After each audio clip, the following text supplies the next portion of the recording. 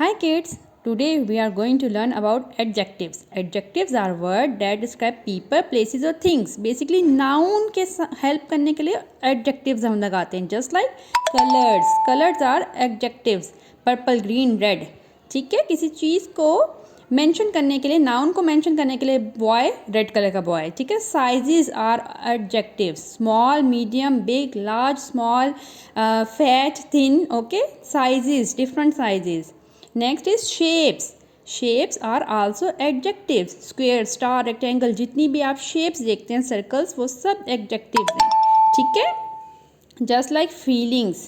Feelings are also just scare, sad, angry, happy, excited. Noun के साथ boy is angry, तो noun को explain किया. जैसे कैट है, how would you describe a cat? Fat, thin, grey colour. ठीक है. नाउन है कैट, तो कैट को एक्सप्लेन किया एडजेक्टिव्स के साथ. ठीक है ना.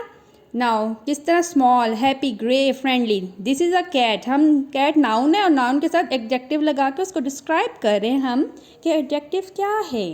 Just like describe an apple. Apple is a noun. Now describe an apple. Apple colour is red. ठीक है. Apple is small in size. Apple is round. Apple is shiny. Okay.